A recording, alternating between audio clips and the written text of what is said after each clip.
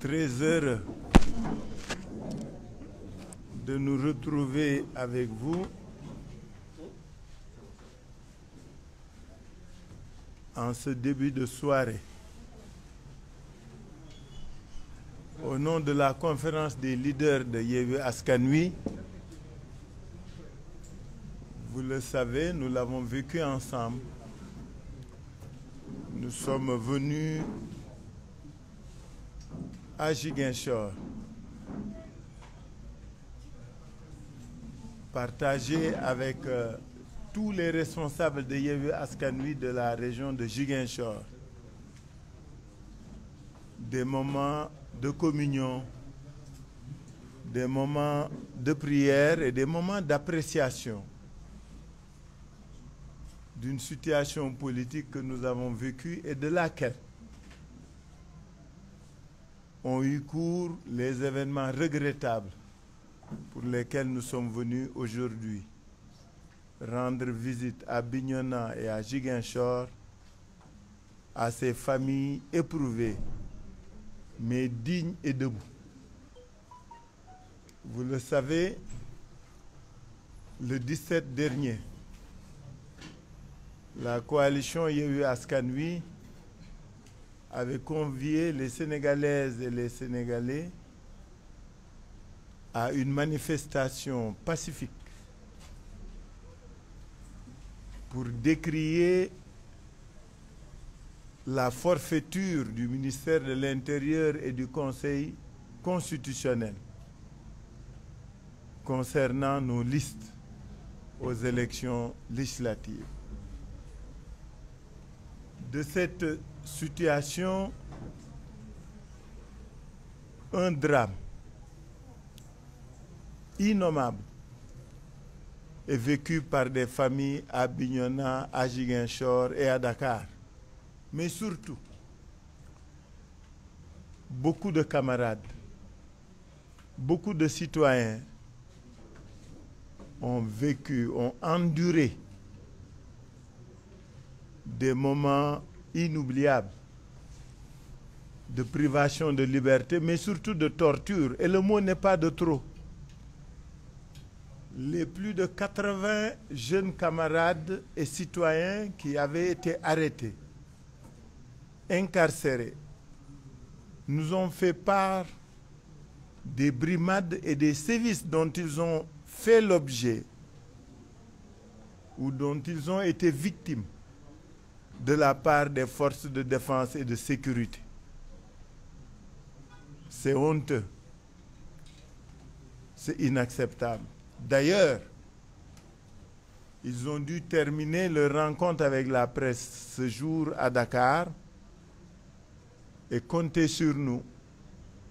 Toutes leurs initiatives seront soutenues par la conférence des leaders parce que certains ont été maltraités, bastonnés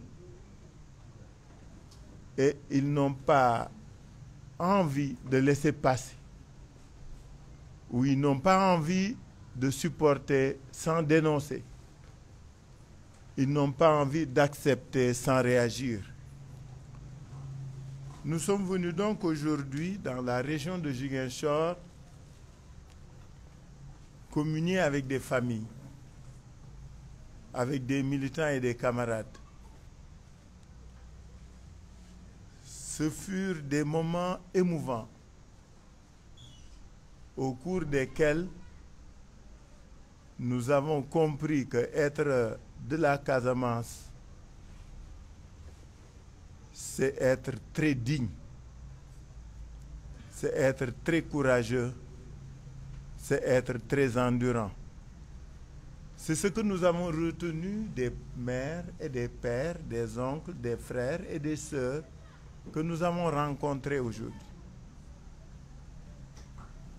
Bien sûr, ceux qui vont intervenir après moi reviendront dessus. Mais je veux dire que délégation bi nga xam ne moom la fi conférence des leaders yónni tey dañu ñëw pour waxtaan si ak seen bopp. Waxtaan ak seen bopp mooy waxtaan ak yaay papa jigéen mag càmmiñ rakk nijaay yu xale yi nga xam ne teg nañ leen liñ leen teg mooy dañu faat seen bakkan ñu ñëw mu am ñaari signification walla ñaari yëf yu ko wunda bu njëkk bi mooy du guleet fii ci région de Ziguinchor ci ay manifestations politiques ay bakkan di rot. Est-ce que nous devons laisser continuer ou perdurer une pareille situation? Avec les familles, nous avons dit non. C'est trop, c'est trop. Mënuñu képp ku fi défendre sa liberté yoroo fital yoroo ngàndaay yoroo dara taxaw di yuuxu naan d'accorduma ñu mën di la faagaagal walla ñu di la faat sa bakkan kenn mënatu ko nangu.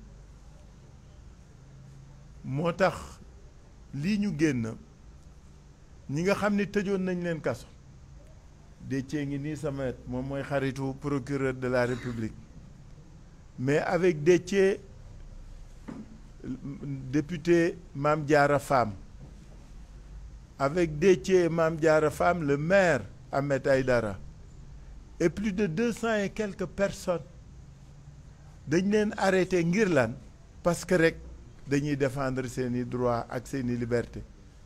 Est-ce que dañ nekk ci réew moo xam ni kenn ñamatul kenn waratul wax kenn waru wax ni d'accorduma kenn waru wax ci mbedd mi et nous sommes en face d'un pouvoir boo xam ni lu ko neex nu ko neex lay interpréter loi bi et malheureusement pour notre malheur à nous tous à chaque fois mu def ko justice bi nga xam ne moo waroon doon rempart da kaa jox dëgg. loolu moo tax le 17 mel ni mu mel la fa xew fa parce que su fekkoon ni ñu def le 8 la ñu def le 17 lii du ñu dal mais gor ak jullit am na loo xam ne soo ko bëggee teg du ko nangu looloo fi indi woon le 17 moo fi doon indi le 29 moo tax tey ñu ñëw parce que région de Ziguinchor ci xeex boobu nga xam ni moom la ñuy xeex pour la consolidation de la démocratie pour le raffermissement de nos droits pour que l'expression populaire démocratique puisse être exercée loolu moo wund ñu ñëw fii parce que bañ loolu ak bëggoon def looloo tax ñu dund liñ dund tey et Ziguinchor paye un lourd tribut. ñu ñëw tey dajeek ay njaboot ay wayjur ay jigéen ay papa ki yaay muy Bignona nga xam ne suñu jarbaat suñu doom suñu rakk suñu camarade Ablaye Diatta moom lañ fa faat bakkanam li ci metti mooy que ni dañ ko faat ba pare te waa këram mun ñu fexe ba jot ci néew bi mun ñu jot ci néew bi parce que li war nekk defaguñ ko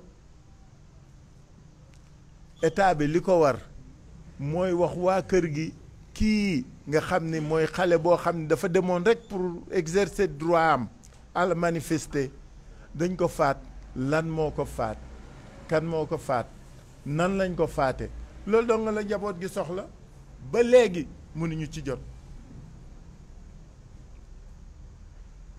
mooy li am aussi Ziguinchor ci way su juru Idrissa Goudiaby ak Ablaye Diatta wuute ñële xamaguñu lu rey seen doom mënuñu fexe ba jot ci néew bi li ñuy laaj ci Idrissa Goudiaby la ñuy laaj si Ablaye parce que Idrissa dañ ko faat ba pare ni def nañu autopsie wax ni nii la faatoo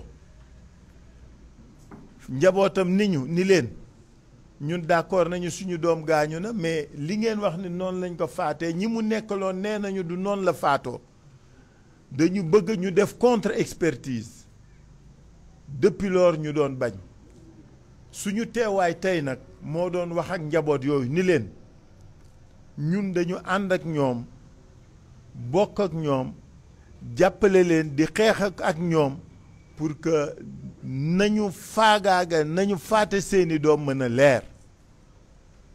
dañuy jàppale famille yu Ablaye Diatta dañuy jàppale famille yu Idrissa fële pour ñu def autopsie parce que waa kër gi njabootam xamaguñu lu ko rey ñu def autopsie su fekkee la ñu wax du noonu ñu def contre-expertise pour que au moins nit ñi xam lan moo ko rey fii autopsie bi ñu def wax li ñu wax kenn d'accordu ci dañ ni ñun dañuy def contre-expertise mais xam nga li dalal suñu xel mooy muy Bignona muy Ziguinchor bala ñoo wax njaboot yi ñoo waxal seen bopp ni ñoom su fa seeni doom doon toog ay weeri weer mën nañ ko muñ mën nañ ko xaar dañu bëgg xam lan moo rey seeni doom nan la seeni doom faatoo loolu sant yàlla la bu baax ça signifie quoi que lii xew Ziguinchor moo war dakk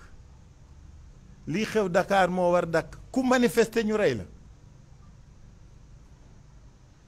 ku fi manifester ñu rey la mais loolu moo war dakk c'est ça qui doit cesser et loolu la ñu nijaayu Idrissa wax tey loolu la ñu ay wayjuru Ablaye wax tey mu dalal suñu xel lool parce que nag daañu xam lan moo leen faat pour que ëllëg loolu bañ a teene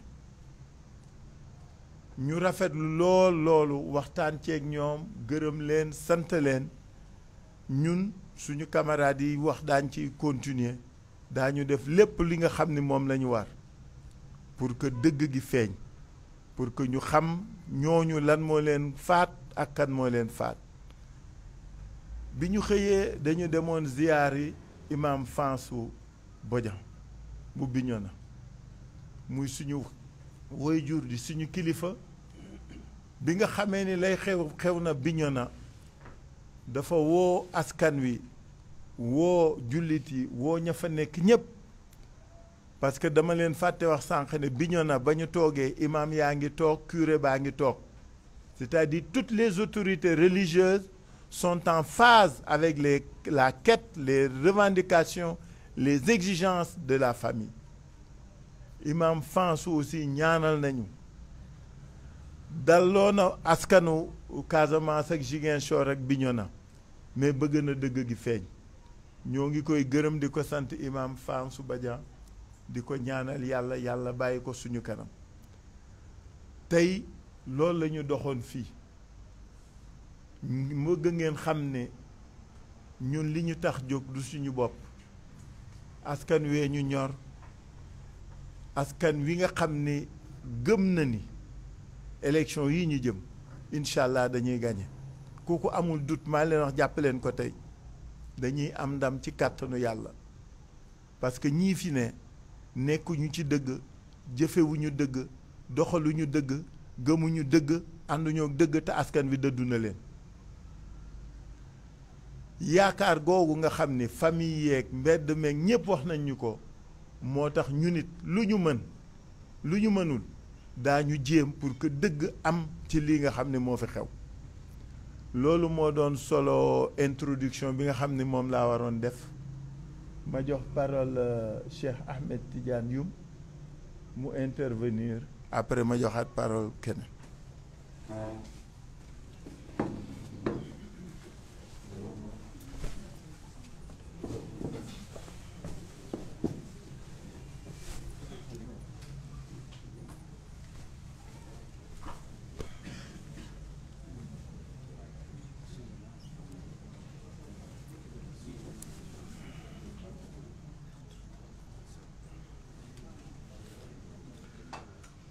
Bonjour, mesdames, messieurs les journalistes.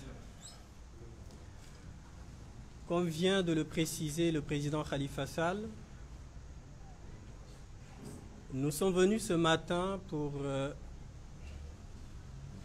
venir nous enquérir de la situation des deux familles défuntes pour pouvoir partager avec eux la douleur et la souffrance qu'ils endurent depuis plusieurs jours. Mais au préalable, il sied de préciser qu'il est important de rappeler à ce régime en place que la Casamance n'est pas un no man's land où on fait ce qu'on veut, où on tue des gens sans aucune explication. On bâillonne la population en toute impunité. Il est important de rappeler à l'opinion nationale et à l'opinion internationale, et plus précisément au régime en place, que la Casamance fait partie du Sénégal. Que les Casamancés sont nos frères et nos sœurs.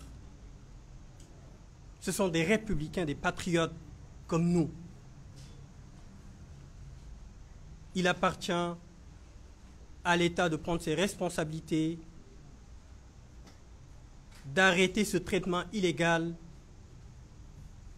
arbitraire vis-à-vis de nos concitoyens de la Casamance. Mes propos seront appuyés par ce qui s'est passé, comme l'a rappelé tout à l'heure le président Khalifa Sall, le 17 juin dernier. Et en réalité, c'est quelque chose qui se passe dans la région régulièrement à chaque fois qu'il y a des rassemblements.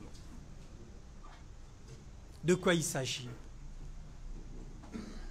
La coalition Yewwi Askan Wi avait déposé une information auprès du préfet de Dakar, lui faisant comprendre de sa volonté de faire un rassemblement à la place de la nation pour montrer à l'opinion nationale et internationale notre mécontentement par rapport à ce processus électoral. Et j'y reviendrai tout à l'heure. Le régime et le préfet n'ont pas trouvé mieux que d'interdire, avec des arguments faux, fallacieux, juste pour vouloir que ce pays entre dans un chaos qu'on ne pourrait, à notre avis, pas rectifier. Étant donné qu'on est dans un régime déclaratif, nous avons tenu à rester dans la légalité, à tenir ce rassemblement, et c'est la raison pour laquelle, quand le préfet a interdit ce rassemblement, nous avons déposé un recours au niveau de la Cour suprême. Et comme cela n'a pas loupé, la Cour suprême a rejeté notre recours. Étant dans un pays où on pense qu'on est dans une démocratie, ce rassemblement a eu lieu sur tout le territoire national, aussi bien à Dakar qu'ici à Ziguinchor et à Bignona. Et c'est dans ce cadre que 2 de nos frères ont été assassinés. Jusqu'à preuve du contraire, nous n'avons pas d'autres éléments qui nous permettent de considérer qu'il ne s'agit pas d'un assassinat. Comment comprenez-vous 2 frères soient tués et que le procureur de la République s'empresse à tenir une conférence de presse pour déclarer qu'une autopsie a été faite et que les conclusions s'avèrent pour notre frère décédé à Ziguinchor qu'il a été tué par des objets contondants ou tranchants. Je ne saurais lequel il préférait d'ailleurs. À Bignona, c'est silence radio, aucune explication, aucun certificat de genre n'a été produit pour nos 2 frères qui sont décédés. Cerise sur le gâteau, les familles, ayant compris les stratagèmes du procureur et du régime, ont décidé comme un seul homme de vouloir faire une contre-expertise ce qui, vous le comprendrez bien, n'arrange pas le régime et tous ses corollaires. Et c'est la raison pour laquelle ils ont encore kidnappé les 2 personnes décédées qui refusent de les donner aux familles. Cela montre encore une fois de plus l'injustice que nos frères et sœurs de la Casamance continuent de vivre. Nous avons été chez les 2 familles défuntes. Ce matin, nous avons rencontré des familles dignes, des familles qui subissent une injustice profonde, mais toujours dans la dignité. Il faudrait que le président de la République, Macky Sall, le sache. Il s'agit de 2 familles déterminées qui sont prêtes à aller jusqu'au bout pour que la vérité éclate. Donc, qu'il sache qu'aujourd'hui, comme il nous a habitués depuis 2012 à de la triche, à de la duperie, cela ne va plus persévérer. Ces 2 familles, avec la coalition Yewwi Askan Wi, nous ferons tout pour que la vérité éclate. Et c'est la raison pour laquelle, comme l'a précisé tantôt le président Khalifa Sall, un expert a été missionné pour qu'une contre-expertise soit faite. Et il ne s'agit pas de n'importe quel expert. Il s'agit d'un légiste, chirurgien, expert en balistique, quelqu'un qui maîtrise son art, qui saura faire triompher la vérité. Et croyez-moi, cette vérité, nous l'aurons dans les jours à venir.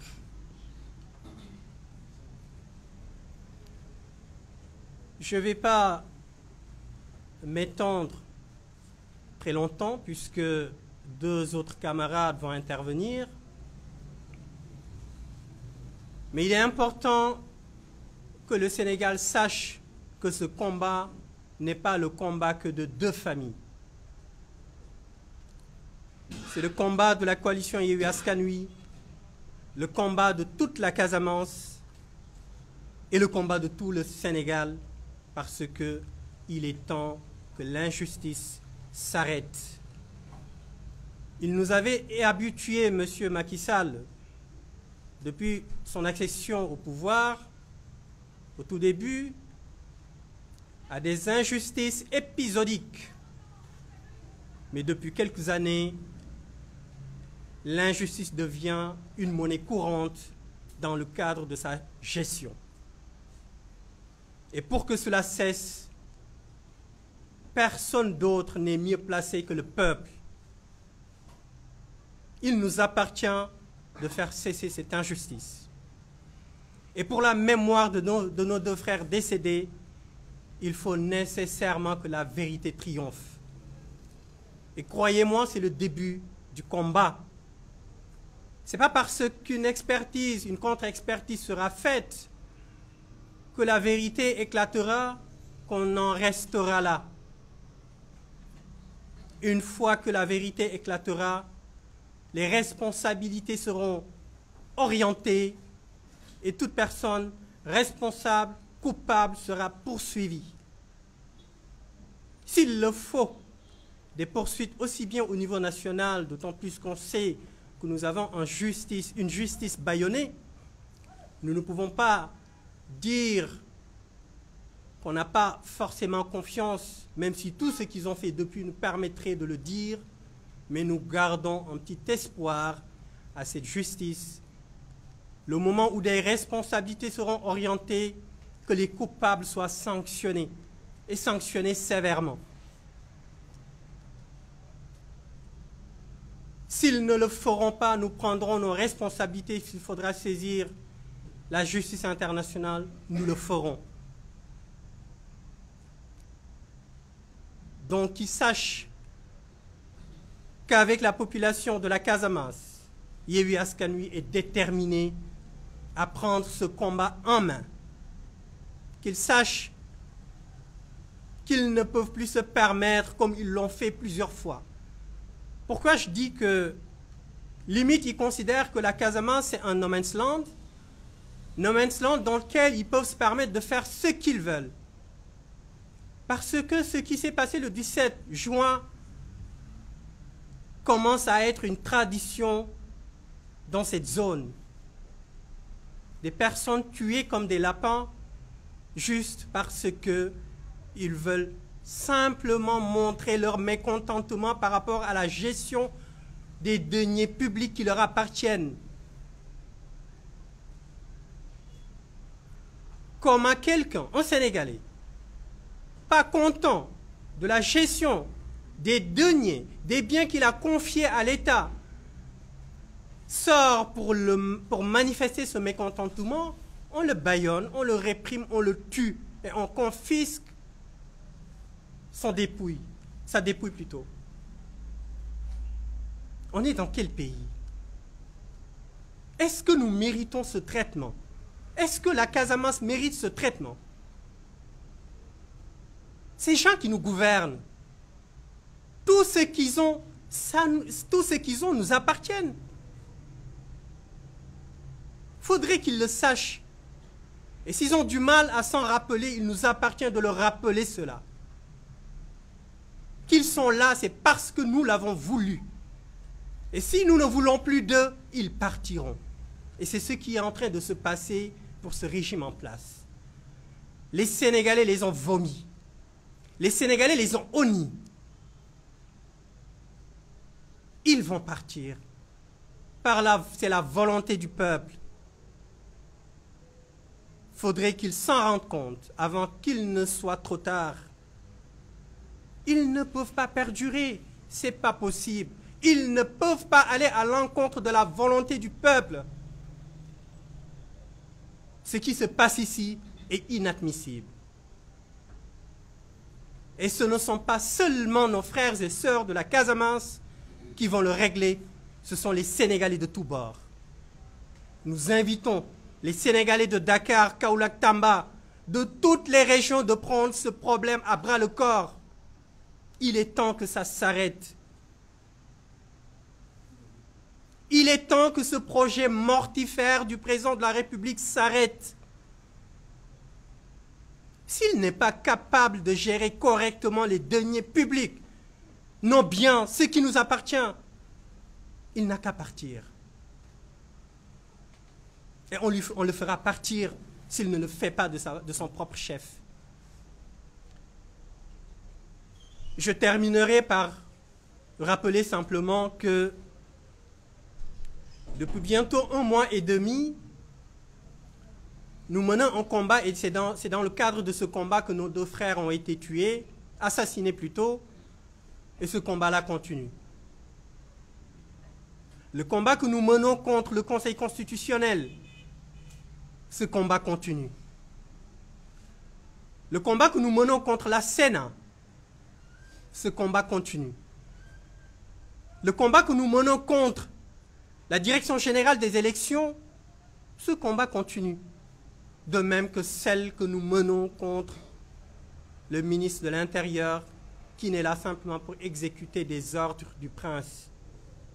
Il est là il est là pas pour assurer la sécurité de nos concitoyens, mais simplement pour exécuter des ordres du prince.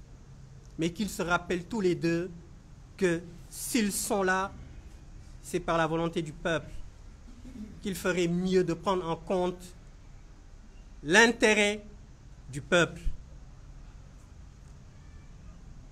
Et nous n'allons pas en rester là.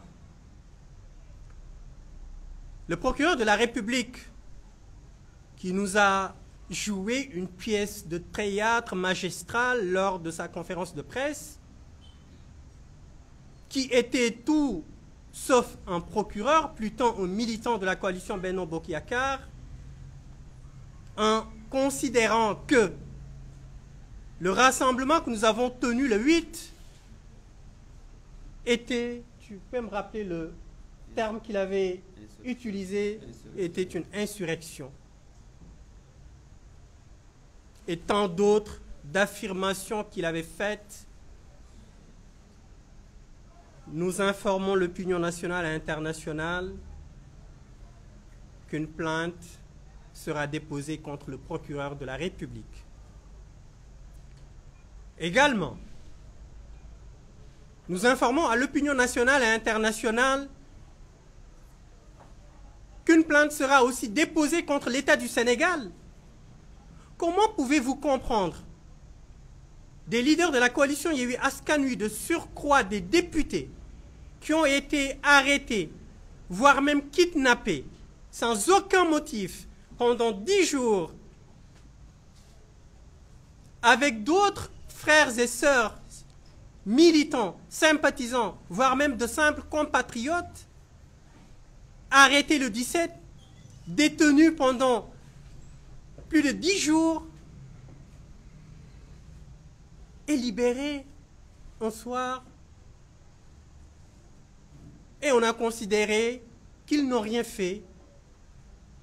Ils ont été renvoyés aux fins de la poursuite, c'est-à-dire qu'ils n'ont rien fait. Pour certains, ils sont restés 11 jours sans travail. Pour des pères de famille qui n'ont pas vu leur famille pendant tout ce temps-là, leurs enfants pendant tout ce temps-là, et monsieur le procureur, il était avec sa famille, ça ne le gênait pas.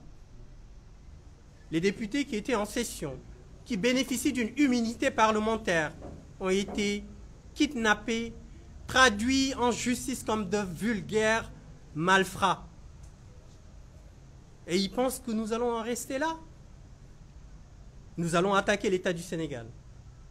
Ils ne peuvent pas emprisonner des frères et sœurs pendant plus de 10 jours et dire « allez, rentrez, vous n'avez rien fait », ils pensent qu'on va en rester là. Non. L'État du Sénégal sera poursuivi. Et nous sommes même en train d'étudier la possibilité de saisir le groupe du travail des Nations Unies contre la détention arbitraire. Pour ceux qui pensaient que le combat est terminé, la bataille ne fait que commencer. Et croyez-moi, il faudrait que vous soyez endurants. Parce que celui que nous avons en face, il veut massacrer tout le monde pour qu'on ne puisse pas aller jusqu'au bout de nos efforts. Mais c'est peine perdue.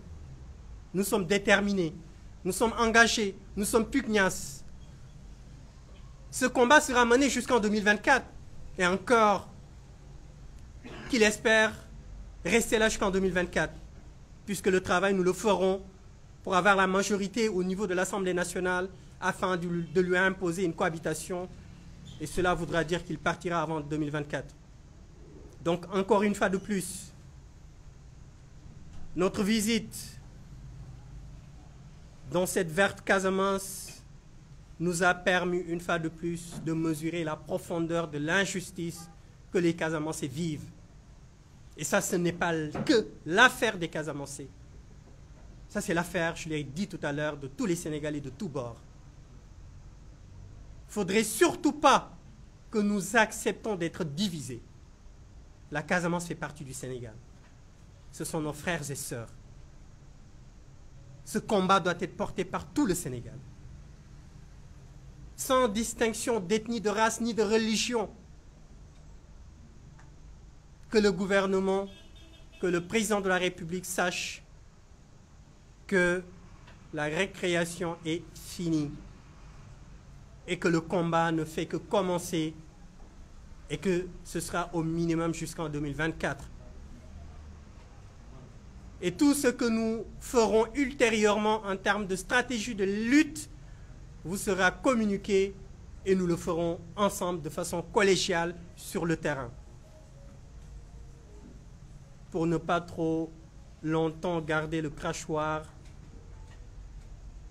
encore une fois de plus, nous vous demandons d'être courageux. Nous savons que vous l'êtes, nous le sommes, et il faudra que nous faisons face à ce régime avec son projet mortifère. Merci pour votre attention. Merci beaucoup. Je donne la parole à notre camarade Maïmouna Bousso.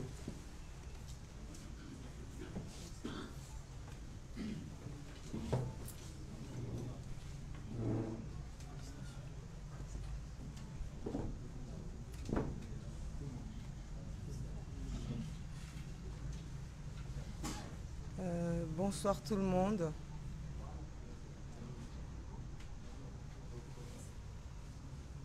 Je vais avoir un peu de mal à parler. Je vais quand même essayer de faire des efforts parce qu'on a vécu une matinée très difficile. Parce qu'on a quand même été visiter les familles des victimes. Pas pour les vies perdues, parce que toutes les vies se valent, mais surtout par la façon stoïque que ces familles nous ont reçus. Ce qui s'est passé ici le 17 passé est inadmissible. Et ce qui se passe ici depuis quelque temps est inadmissible.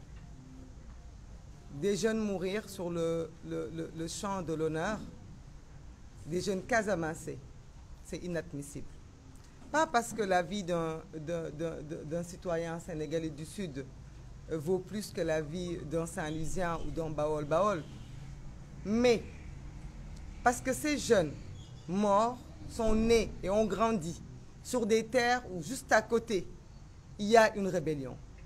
Il y a une toute petite minorité de gens qui depuis des années se battent pour l'indépendance de la Casamance. Mais sous leurs pieds, sous leurs yeux, sont nés des jeunes Sénégalais qui, eux, ont accepté d'être des patriotes, ont refusé de rentrer dans le maquis. Ils auraient pu le faire. S'ils n'étaient pas citoyens, s'ils n'étaient pas patriotes, s'ils n'aimaient pas le drapeau, s'ils n'aimaient pas le Sénégal, s'ils n'avaient pas confiance et foi en ce pays, ils auraient pu aller combattre leur armée et combattre les militaires sénégalais. Mais ils ne l'ont pas fait. Ils ont choisi d'être sénégalais. Ils ont choisi de se battre pour les libertés de ce pays, pour la démocratie. Ils ont répondu présent, ils ont répondu seulement à l'appel de la démocratie, l'appel que cette coalition a lancé le 17. Mais l'appel aussi que le Sénégal a lancé en 2021. Et on commence à constater que depuis quelque temps, on fait tomber des jeunes Sénégalais qui refusent d'aller au niveau de Kafountine prendre les pirogues comme avant-hier et mourir, qui refusent d'aller dans le maquis, qui refusent de trahir leur peuple et leur serment de l'unité nationale, mais qui se battent pour que tout simplement le Sénégal soit meilleur. Pour que tout simplement, quand on atterrit au Cap Skirring et qu'on roule jusqu'à Ziguinchor et qu'on voit ces étendues inexploitées, ces étendues riches, mais qui ne leur est d'aucun apport pour que cela cesse. Ils se battent pour avoir plus de liberté, plus de démocratie, plus de justice. Et on se permet de tirer sur eux. C'est inadmissible. Et le Sénégal et le monde entier doivent d'une seule voix dire c'est inadmissible. Et cela doit cesser.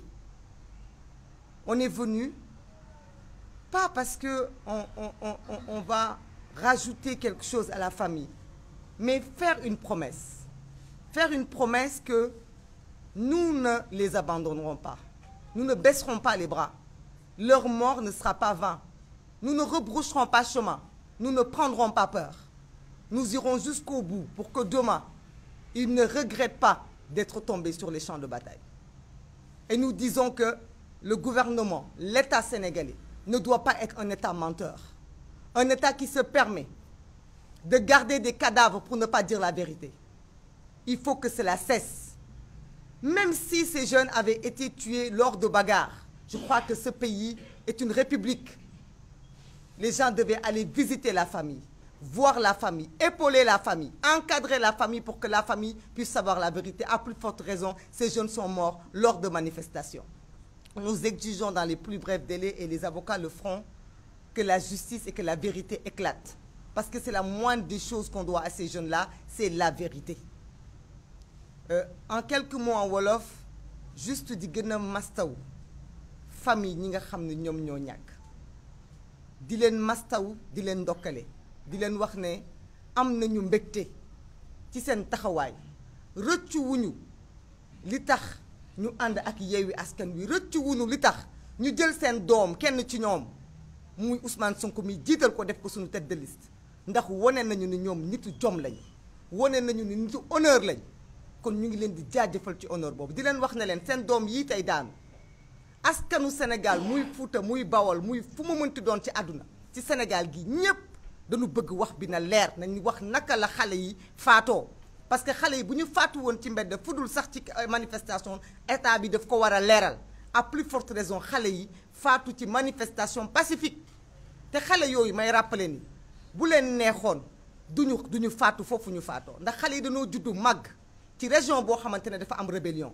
depuis des décennies bu leen neexoon ñu dugg ci Macky bi bu leen neexoon ñu jàkkaarloog gendarme yi ak militaires yi mais ñoom dañu choisir nekk ay patriotes choisir nekk ay sénégalais à part entière xeex ngir seen démocratie ak ngir seen avenir bu leen neexoon ñu choisir dem Kafountine dee ci géej gi bu leen neexoon ñu def leneen ak leneen mais dañu choisir xeex pour seen avenir kon nag xale yooyu tey bu ñu ñëwee di xeex lu mel ni fekk leen ci c'est inacceptable ñu bëgg a gëmm suñu bët suñu tànk yi nag tànku joxe kàddu la won leen ni li ñuy dund bokk nañ ko ak ñoom waaye won leen ni itam lii tax ñoom seen doom yooyu faatu ñun duñ ci dellu mukk ginnaaw ak lu mu metti metti ak lu yoon bi sore ak lu yoon bi bëre ay xaaxam dinañ ko dox ba mu mat ko te di wax nag jeunesse casamançaise lii bu mu tax ngeen complexé gën leen ngeen taxaw gën leen ngeen siggi dëgg la naam depuis quelque temps état bi mu ngi def glissement gis nañ ko ci procès Déthié Fall ay nit ñu jàpp di leen wax naan leen naka nga sant loolu mësul am fii ci réew mi depuis président Macky Sall lu toog ay waxu waasoo ak leneen waaye dañu ne tey lañu gën a soxla l'unité de cette jeunesse patriotique et casamançaise bu leen kenn boddi bu leen kenn complexé loo bu leen dara jaral ngeen renoncer à ce combat démocratique di dem def beneen combat parce que le Sénégal en vaut la peine et bientôt ce Sénégal sera entre nos mains entre vos mains et bientôt diggante Cap Skirring ba Ziguinchor diggante région casamançaise bi yëpp dootu leen gis ay àll yoo xamante ne les fruits tombent par terre pourrissent mangés par des bêtes qui n'ont même plus faim tellement il y en a à manger. Inch'Allah, ce pays-là va redevenir le pays qu'il était avant, le pays où aujourd'hui quand on se trouve à Ziguinchor, on voit des Halpulaar comme moi, on voit des Sérères, on voit des Diola au niveau du Fouta. Ce pays, ce beau pays qui est le Sénégal, qui est une nation unie, nous nous battrons ensemble pour reconstruire ce pays-là. Restez debout, ne cédez pas, ne vous découragez pas.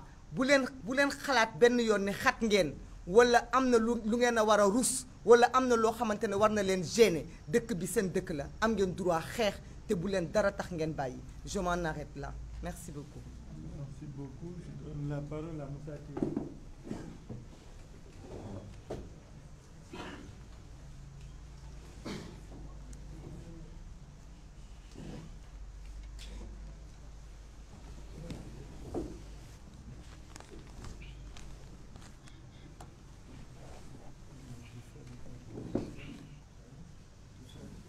salaamaaleykum mbokki Casamance yaakaaruma sax na am na lu bëri lu ma dese lu ma mën a wax jàpp naa ne ñi ma jiitu wax nañu largement soleil suñuy ñëw fii tey ci Casamance defe naa ne de même marque d'homme tey jii la nit di njëkk a ñëw Casamance di ñibbi xolam diis mu ñibbi avec de la tristesse mu ñibbi avec de l'émotion. Ce que nous avons vécu aujourd'hui diis na ci nit bu am conscience lu sa conscience ndaw ndaw fekk ay jaboot yu son doom dee ci manifestation wala ñuy rey seen doom ci manifestation te ba léegi mënuñoo jot ci corps bi ba mën a dajal seen njaboot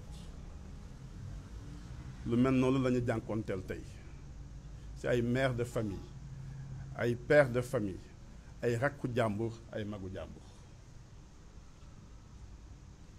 ñëwuñu fi nag tey kese pour jaale ñëwu fi ñu fi tamit kese pour ñëw seet si ñi nga xam ne ñoom ñoo am ay gaañu gaañu ay blessures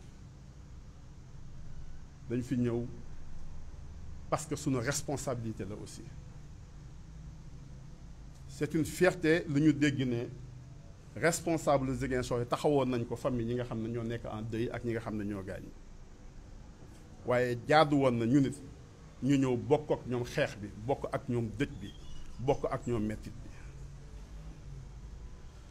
li bëgg a xew Sénégal nag dafa commencé bëgg a jéggi dayoo mu bëgg a tàmbali rappeler des vérités très simples. Le 8 juin la ñu woote manifestation Sénégal ñu autoriser manifestation bi kenn deewu fa kenn gaañuwu fa yàquñu fa alalu kenn tamit jógewu fa ne man kat ba ma fa jógee lii dal na ma fa wala lii dalu ma fa. Le 17 juin ñu aw fa ñu awaatoon bindaat administration bi nekk dañoo bëgg a defaat manifestation pacifique fa ñu ko defee woon ñu aaye manifestation bi génn seeni policier génn seeni gendarme ñun kenn dégguñu ñu wax nit ñi ne booy dem yóbbul yàpp wala jëlal xeer wala defal dara dañ ne manifestation pacifique la ñu woote nit ñi daje fa.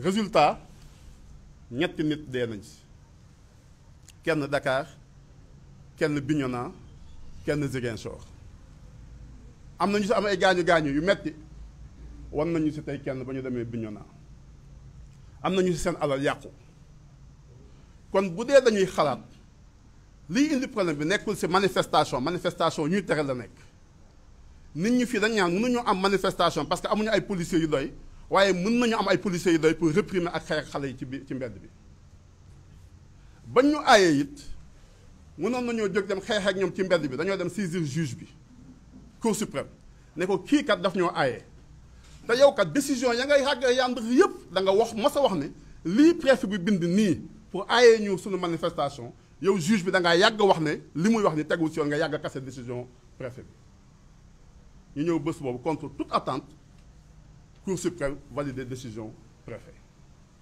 Conseil constitutionnel même chose bañ koy bindit pour wax ne toujours ñun jàmm ñu tax ñuy jóg dañ kaa bind bañ koy bind kenn joxewul sa xalaat dañoo dem jël décision yi mu rendroon ñu génn la mu bindoon jox ko ne ko ah lii kat yaa ko waxoon te lii tey ñu ngi koy jalgati Conseil constitutionnel dem ànd ak Macky Sall. lu fi xewaat ci ginnaaw gi dégg ngeen dem professeur Ibrahima Fall dégg ngeen maître Doudou Ndoye pour la première fois ngeen gisaat Sénégal. La deuxième fois d'ailleurs mu am 51 professeurs universitaires maanaam ñu jàngale yoon bindaat texte wax conseil constitutionnel la lii nga xañ ni yooyu waa askan ñu nekkuloo ci dëgg c'est la deuxième fois que ça arrive dans notre république. Ça veut dire que nous avons un sérieux problème. Notre démocratie est en panne. C'est-à-dire que depuis Macky Sall ñëw fi ba léegi fukki at la fi def fukk at la fi defagum il a battu tous les records. Le nombre de manifestants tués Macky Sall moo jël record bi le nombre d'étudiants tués ces manifestations Macky Sall moo jël record bi le nombre de maires arrêtés Macky Sall moo yor record bi le nombre de députés arrêtés au Sénégal Macky Sall moo yor record bi le nombre de députés arrêtés simultanément Macky Sall moo yor record bi je parle pas des bébés tués waxaguma wax bébés yi donc en réalité les choses les plus simples aujourd'hui au Sénégal mooy dee ak dem ci kaso bi Ali Guy Marius Sagna laaj leen Guy Marius Sagna pour n'importe quoi on peut se lever et être en prison c'est ça que le Cheikh Tidiane ñu expliqué tout à l'heure c'est-à-dire dañuy jàpp ay députés jàpp ay responsables politiques yóbbu ci biir kaso bi yóbbu leen téye leen fukki fan ak benn ce que vous ne savez pas c'est que le juge ne les a pas relaxés relax mooy amoon nga sax dossier ñu xool jàpp ne kat indiwuñu sax preuve yu doy pour def la mais le juge daf leen wax ne daf leen décharger ci inculpation c'est-à-dire waxuñu leen woon sax topp c'est ça la décision qui a été prise par le juge pendant ce temps-là il y a des députés 3 députés 200 et quelques personnes ñu dem tëdd ci biir kaso bi pendant fukki at ak benn par la simple volonté de benn nit c'est ça qu'on ne peut pas plus continuer à accepter dans ce pays-là c'est-à-dire yow yaa am doole rek ku la neex nga jàpp def ci biir kaso bi pour n'importe quelle raison c'est pour ça que la décision qui a été prise par Yewwi Askan Wi c'est d'engager des poursuites aussi contre les gens du régime. Tous ceux qui sont impliqués dans cette affaire-là seront poursuivis aussi bien au niveau des tribunaux nationaux qu'au niveau des tribunaux internationaux. Parce que ça suffit maintenant nag. On ne peut pas continuer quand même pour des choses yoo xamante ne il y a des choses yoo xamante ne aujourd'hui faites le tour du monde. Il n'y a que dans 2 pays du monde la am ay nit di manifester ñu leen di rey. C'est le Sénégal et c'est le régime militaire du Soudan. Il n'y a pas un autre pays. Comment on peut accepter ñun Sénégal ak notre trajectoire démocratique qu'on en arrive à un moment pour une simple liberté constitutionnelle ay xale di ci dee. On ne peut pas à la fois tuer les bébés de ce pays et décimer sa jeunesse. Bu yàggee notre pays là n'aura pas d'avenir. Il n'y aura pas de renouvellement de la génération. Donc loolu la ñuy dund aujourd'hui. lu ñu daj tey bii bu ñu jiwee fii Casamance ñëw fekk xale yu jóg simplement pour manifester manifestation bu warul woon am ci démocratie constitution bi du ko prévoir loi du tëral naka la ñuy defee manifestation donc loo xamante ne constitution bi moo ko prévoir mais naka la nit mun a xalaate rey ay nit jëlu ay balles fetel di tirer ci ay nit ñuy dee xew na fi mars 14 personnes tey ñu àttee reyaat yeneen 3 personnes bu ñu ko bàyyee nag mu jàll boo boobaa nag ëllëg bu ñuy laajte ñun aussi nañoo demander suñu responsabilité devant l'histoire. C'est pour ça que nous avons l'obligation nous autres aussi de poser des actes forts yuy tax non seulement dootu fa amati on ne peut plus continuer à avoir ay xale yu dee Bignona di dee Ziguinchor di dee feneen ñun ñëpp ñu toog lem suñu ay loxo. C'est pour ça que tous ceux qui sont impliqués dans cette affaire-là feront l'objet de poursuites de la part de Yewwi Askan Wi. Nous devons ça à la jeunesse de notre pays.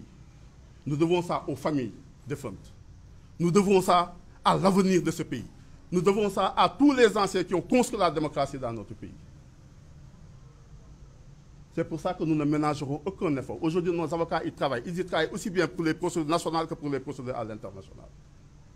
Parce que nag ça suffit Macky Sall moomuñu bu mu ñëw di jël ci réew mi dañ ko jox réew bu tegu woon ci yoon bu jaadu ci yoon ñuy am ay contradiction di daje place de l'Obélisque daje fenn di xeex ba ñu ñëw fal ko lu ne xew na ci biir réew mi waaye jël fetel ci ay manifestation tiré ci kaw nit moo su fee am ci biir réew mi non seulement nga def ko mais ensuite on fait du banditisme d'État c'est-à-dire vous venez à Ziguinchor ñëpp seede na kii dañ ko tiré bal ngeen ne noo tiré wuñ ko bal objet contendant la ñu gis maanaam daa mel dañ ko jam paaka d'accord waaye njaboot bii mu bokk mooy la ñu dem xool seen doom seen néew ñu dem xool ko au moins ça ils ont le droit de le faire mais nga jël corps bi nëbbu ko ne ñoom sax duñ si jot kon ñoom ñoo la si ëpp droit. Deuxième nga dem Bignona moom ñooñu gisuñu sax dara c'est-à-dire amul certificat de genre de mort amul expertise amul dara mënuñu accéder si seen corps na ku nekk si ñun homme politique responsable politique y compris Macky Sall na xalaat ne bu doon doomam la nan lay def. parce que continuer bàyyi nit njaboot lu mu metti jox leen seen doom bu dee rey nit ñoom yàgg nañoo rey nit y aura rien de nouveau sous le soleil mais au moins permettre à ces familles là ñu gis seen corps doom yaay jooju ñu gis tey mu am ñu fi jooyloo d'ailleurs si suñu biir bëgguma tudd tur waaye ñëw toog nga ñëw jàkkaarloo yaay muy jot doomam la mënta gis doomam kese bu dee ci biir nit ñu ne ko dañoo rey sa doom mënoo teg sa bët doom mënuñu la wax lan moo rey sa doom mënoo dëj sa doom donc ñoom chaque jour dañuy xëy nekk si dëj tous les jours depuis boobu ba léegi ñu ngi si dëj tous les jours ñu ngi si dëj tout le monde sait quand même ce que représente faire le deuil de son enfant.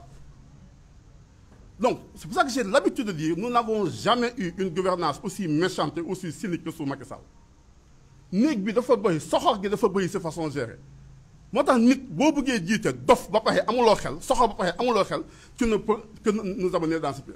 On en est arrivé dans ce pays là à des choses yoo xamante ne nit ñi jàpp nañu tey ne affaire bi nekkatul sax affaire adversaire kese si wàllu politique nit ñi jàpp nañu maintenant c'est un combat parce que simplement Macky Sall dóorante bi ak defante lu metti yóbbu na ko foo xamante ne jeunes ñi jàpp nañu ne tey dafa jaay sa bakkan.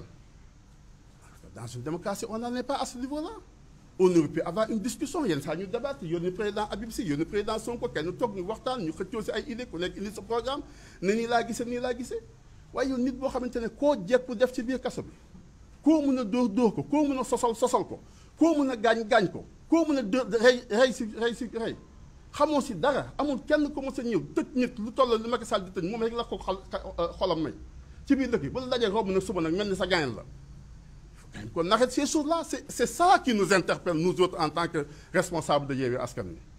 C'est pour ça que nous ne ménagerons aucun effort pour que d'abord cette question-là soit réglée définitivement. Nous considérons que ce n'est même pas une simple crise. Nous considérons que ce n'est même pas une crise majeure. Nous considérons que c'est une hyper-crise, ce qui se passe aujourd'hui en Casamance. Et nous allons suivre exactement la situation tous les jours. Nous serons aux côtés de nos camarades de Ziguinchor et de Bignona.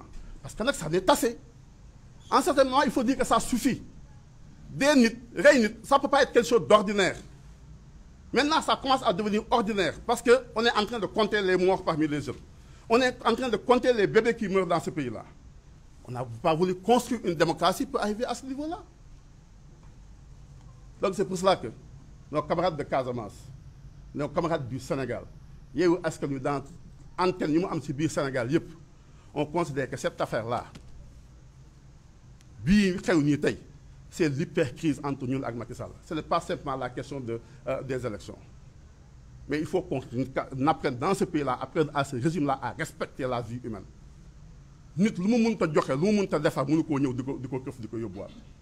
Bu fekkente ne nekk situation boo xam ne xale yi dañuy génn di manifester kii yor jaasi kii yor fetal kii yor keneen boobaa sax ñu xalaat ne en fait légitime défense la. Mais c'est des moyens disproportionnés qu'on utilise contre des jeunes désarmés qui sortent juste taxaw taal seen benn pneu policier yi ñu daw dem seen yoon. songu ji ñëw fii bu ñu jël ñaari xeex la ñu sànni ñii oto bi ñëw de donc il y a jamais eu de danger pour ce pays-là. Pourquoi on peut prendre froidement fetel tiimal ko sa ay xale ñëw di tirer? C'est ça que nous avons vécu. Nous avons rencontré aujourd'hui des familles meurtries par des événements de ce genre. Et qui plus est, qui ne peuvent même pas disposer du corps de leurs enfants. Ça n'est assez net. Doy na. C'est pour ça qu'aujourd'hui, aucun moyen n'est de trop. Que ce soit les organes des Nations Unies. Nous avons aussi pris la décision de saisir les organisations internationales de défense des droits de l'homme. Nous allons commencer par Amnesty International. Nous allons porter ce combat-là au niveau de toutes les institutions juridictionnelles internationales. Nous allons aussi utiliser toutes les voies de recours internes. Parce que, pour la première fois, il y a au Sénégal des gens qui vont porter plainte contre le procureur. Ça ne se limitera pas au procureur. Nous allons toucher toutes les personnes qui sont impliquées dans ces dérives-là. Parce que simplement, kenn mënatul a nangu ab nit di dee 14 dee nañu bee passé kenn ñu ñëw jàll on continue la procédure ci ay mujjul fenn bi yoon ñu ñëw reyaat suñu 3 xale. Il faut que Macky Sall na dem déglu yaay yi na dem déglu sœur yi na dem déglu frère yi na dem déglu papa yi xam lan la jël ci kër jàmbur yi ñan la jël ci biir kër jàmbur yi xam lan mooy dëj xam lan mooy perte sa doom. dégg naa tey président Ousmane Sonko di wax naan nit ki leen rek lay ñaan yàlla mooy bañ a suul sa doom.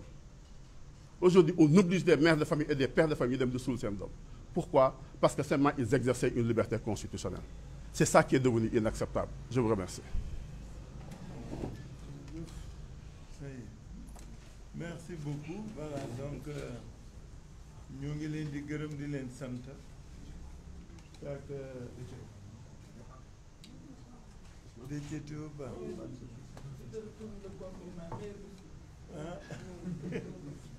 En tout cas ñu ngi leen di gërëm di leen sant parce que li fi Moussa daanele ak ñoom Cheikh ak Maymouna lu interpellé ñun ñëpp la. Non, je termine. Oui, mais il faut je crois que ni Moussa daanele kenn mënul wax lu ko weesu. Comprendre ngeen li doon suñu solo tànk yi. Comprendre ngeen liñ fi jëlee tey y a eu beaucoup d'émotions parce que li ñu dund moo ko tax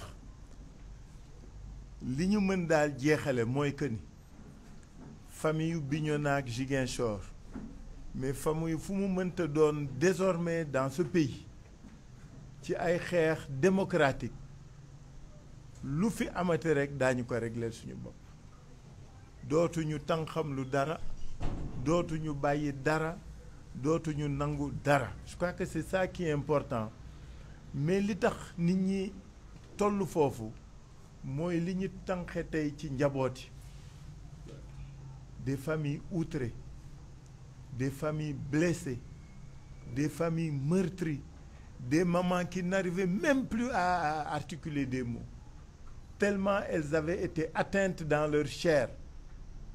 Parce que Moussa fàttali na ko léegi Ousmane Sonko moo ko waxoon waajur buy suul sa doom kenn ñaanu ko mais ñii gisuguñu sax ku ñuy suul dañu amagul ku ñuy suul alors looloo tax li ñu jëlee Ziguinchor tey muy début processus bu jëm kanam ci suñu attitude pour défendre li nga xam ne moom la askan wi di jànkantoon désormais ku ñu ko def rek ñu def la ko bëgguma wax moo olof bi nga xam ne rafetul du xam ngeen li mu bëgg a wax bëgguma aw foofu mais ku ñu ko def rek ñu def la ko parce que nag je crois que yëf ki koo ni duma ko topp fa ngeen jëm a soriwul koo ni duma ko topp fa ngeen jëm a soriwul rangooñ yi ñu gis tey benn nit ñi fii Ziguinchor l'oncle de kii nu mu tudd Idrissa dafay jooy yaayam maamam dañuy jooy ba ñun dañu tiit pourquoi ci xale bu génnoon rek dem di manifester et mais ce qui est révoltant c'est l'attitude désinvolte de l'État benn jigéenu Idrissa nee nañu kenn ñëwul massawuñu kenn ñëwul wax ñu dara nee na waxul opposition bi mais ñi rey xale bi dañ ni c'est les forces de défense et de sécurité xanaa une seule petite autorité étatique waroon na dem xool même su du woon sax mu dee mais dañu am kersa ñemewuñ dem foofu parce que suñu nee foofu gars yi lynché leen donc dama bëgg daal dalal xelu waa Ziguinchor dalal xelu askan wi gis nga li daloon ñoom Déthié li daloon ñi mujjee dugg kaso dootuñu ko nangu ku fi defati rek ñu def la ko en tout cas maa ngi leen di gërëm di leen sant di remercier ñi ñu teeru ñëpp Ziguinchor commencé ko ci njaboot yi ñu dem les responsables de Yewwi Askan Wi les autorités ñëpp ñu ngi leen di gërëm di leen sant yéen ñi ko ñëw fekkee di seede xam leen ni daal tey la Waalo gën a aay dans notre détermination à défendre les masses sénégalaises mais ma wax leen ni gis nga élection yi ñu jëm loolu rekk ñu soxal xam naa loolu ngeen bëgg ñu waxtaane tey du bis bi mais xam leen ni nous sommes déterminés à y aller franchement yaa ngi may xool di ree franchement entièrement parce que nous sommes certains incha allah de gagner loolu moo ñu wóor gis nga ñii ñoo leen mën daañ leen tëcc ba ñu xam ne lépp a dëgg la maa ngi leen di gërëm leen sax